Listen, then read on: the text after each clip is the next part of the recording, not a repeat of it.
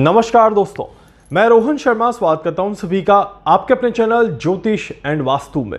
कैसे हैं आप सभी। आज 20 नवंबर 2025 को बिहार के पटना शहर के गांधी मैदान में नीतीश कुमार जी ने रिकॉर्ड 10वीं बार शपथ लेकर के मुख्यमंत्री पद को ग्रहण किया है। और मुख्यमंत्री पद पर इतने लंबे समय तक बैठना अपने आप में किसी अचीवमेंट से कम नहीं है। राजनीति का क्षेत्र जहां पर हर कदम पर कई सारे चैलेंजेस देखने को मिलते हैं, कई सारी परेशानियां देखने को मिलती है। ऐसे में इतनी सारी परेशानियों को फेस करने के बाद भी अपने पद को बना करके रखना, लोगों को अपने साथ जोड़ करके रखना और एक विश्वास बना करके रखना किसी भी चमत्कार से कम नहीं होता। और नीतीश कुमार जी कहीं ना कहीं वैसा ही चमत्कार यहां पर कर रहे हैं। लंबे समय तक अपने पद को संभाल करके रखना, कई सारे उतार चढ़ाव आने के बाद भी, सत्ता से जाने के बाद भी सत्ता में वापस आना, ये बहुत बहुत खास चीजें जो इनकी कुंडली में दिखाई देती है। आज इस वीडियो में हम बात करेंगे कि आज जो इन्होंने शपथ ली है, इस शपथ के बाद इनका कार्यकाल किस तरह से जाने वाला है। बिहार में क्या कुछ बदलाव देखने को मिलेगा, बीजेपी का कार्यकाल यहां पर कितने समय तक चलता रहेगा और नीतीश कुमार जी कितने लंबे समय तक अपने पद पर बने रहेंगे, सारी जानकारी मिलेगी आपको इस वीडियो में। अंत तक देखिएगा ताकि कोई भी चीज आपसे मिस ना हो जाए। नीतीश कुमार जी की कुंडली को जब देखें तो पता चलता है कि इनका कार्यकाल शुरुआती समय में डेफिनेटली बहुत ज़्यादा संघर्षमय रहा था। 2000 में जब इन्होंने पहली बार शपथ ली थी, उसके बाद अगर देखें तो इन्होंने कुछ ही समय में अपना पद त्याग दिया था क्योंकि समर्थन नहीं मिल पाया था। फिर ये सत्ता में वापस आए, फिर से इन्होंने कोशिश करी और फिर 2015 से तो कंटिन्यूसली जमे हुए हैं अपने पद पर, किसी भी तरह की कोई परेशानी इन्हें फेस नहीं हुई। यहीं पर अगर हम देखें तो अब 2025 और आज का जो दिन है जब इन्होंने शपथ ली है, आज के दिन में कई सारी खास चीज़ें देखने को मिलती है। उदया तिथि को जब हम देखते हैं तो अमावस्या की तिथि दिखाई देती है। अब अमावस्या का दिन वैदिक ज्योतिष शास्त्र में, मुहूर्त शास्त्र में अच्छा नहीं माना गया है। अब इतना बड़ा दिन क्यों इन्होंने सेलेक्ट किया, ये एक बहुत बड़ा सवाल है। इसके बाद अमावस्या की तिथि के साथ ही अगर हम देखें तो अभिजीत मुहूर्त में इन्होंने अपनी शपथ ग्रहण का कार्यकाल रखा था और शपथ जो इन्होंने ली है ये भी अभिजीत मुहूर्त में ही दिखाई देती है। अब गुरुवार का दिन और अभिजीत मुहूर्त का समय एक बहुत ही ज़्यादा उत्तम काल यहाँ पर दिखाता है। इसी के साथ साथ मकर लग्न का एक प्रवेश कुंडली बनता है जब शपथ ली है और मकर लग्न यहाँ पर ज़रूर दिखाता है कि एक चर लग्न में शपथ होने की वजह से कहीं ना कहीं उतार चढ़ाव का सामना तो अभी भी करना पड़ेगा। तो यहाँ पर कई सारी चीज़ें सामने आती हैं। इसके अलावा शनि का प्रभाव, राहु का प्रभाव और देवगुरु बृहस्पति का प्रभाव अगर देखा जाए तो ये भी बहुत बहुत क्लियर इंडिकेशन देता है कि नीतीश कुमार जी के ऊपर कई तरह का दबाव देखने को मिलेगा। इस बार का जो ये कार्यकाल है ये इनका एक आसान और एक पॉजिटिव कार्यकाल तो नहीं दिखाई देता। कई सारे चैलेंजेस यहाँ पर देखने को मिलेंगे, कई सारी चुनौतियों को लेकर के आगे बढ़ना पड़ेगा और इस बार बहुत मुश्किल होगा कि वो सभी को साथ में लेकर के चल पाएं। कहीं ना कहीं अपना बिहेवियर और अपने मूड को भी वो थोड़ा सा चेंज करते हुए नजर आएंगे।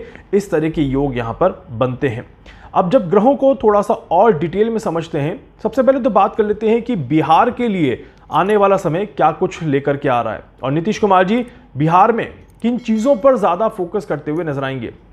बिहार में इस बार सरकार का जो मेन फोकस रह सकता है ये जॉब्स के ऊपर, रोजगार के ऊपर और रोजगार को बढ़ाने के ऊपर कहीं ना कहीं देखने को जरूर मिलेगा। महिलाओं को काफ़ी ज़्यादा प्रमोट किया जाएगा, इस तरह के भी योग दिखाई देते हैं। शपथ ग्रहण की कुंडली में महिलाओं के लिए कुछ अच्छी योजनाएं आते हुए ज़रूर दिखाई देती हैं और महिलाओं को रोजगार के माध्यम से एक बड़ा लाभ हो, इस तरह के भी योग यहाँ पर बनते हैं। इट मीन्स कि एक बेरोजगारी को दूर करना और बिहार को एक संपन्न क्षेत्र बनाना, बिहार को एक रोजगार के तरीके से बहुत ज़्यादा मोटिवेट करने का इस बार का पूरी तरह से फोकस यहाँ पर दिखाई देता है। शनि कर्म प्रधान है और शनि कर्म प्रधान होने के साथ ही जब ये शपथ ग्रहण हो रहा है उस समय सूर्य और मंगल भी एक साथ एक जगह पर बैठे हुए हैं वृश्चिक राशि में।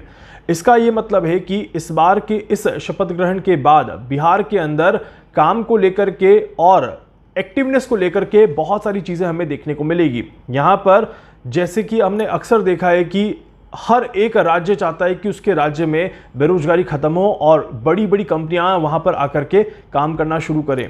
अब बहुत सारी कंपनियों का रुख रहेगा बिहार की तरफ, कुछ इस तरह की स्कीम वहां पर आती हुई नजर आती है, कुछ इस तरह के मूवमेंट वहां पर क्रिएट होते हुए नजर आते हैं, जिससे ये पता चलता है कि आने वाला समय रोजगार काम, बिजनेस, जॉब्स के पॉइंट ऑफ व्यू से काफ़ी ज़्यादा पॉजिटिव दिखाई देता है। तो बिहार को बहुत अच्छे रिजल्ट मिलेंगे आने वाले 2 से 3 सालों में। इस तरह की योग यहाँ पर बन रहे हैं।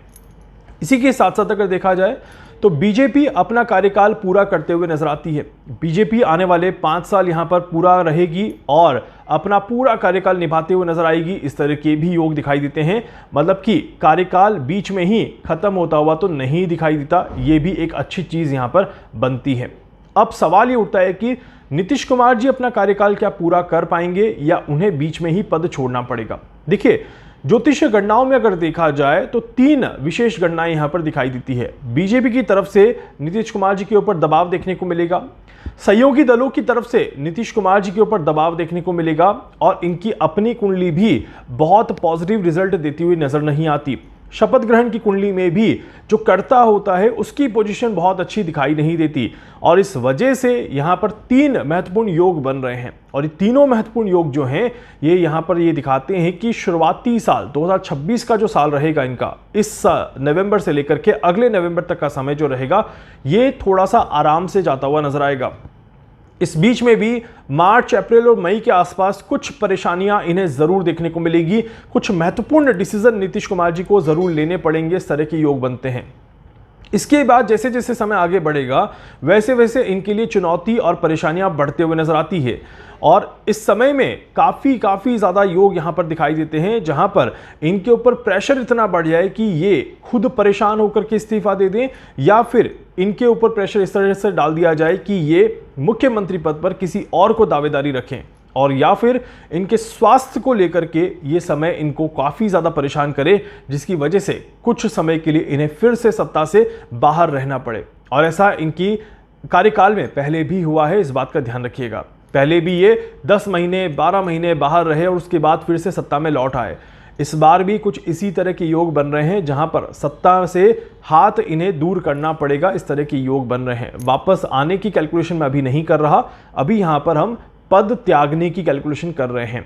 इट मीन्स कि किसी और नेता को बिहार की मुख्यमंत्री पद की कुर्सी मिलेगी, ये बिल्कुल तय दिखाई देता है आने वाले समय में।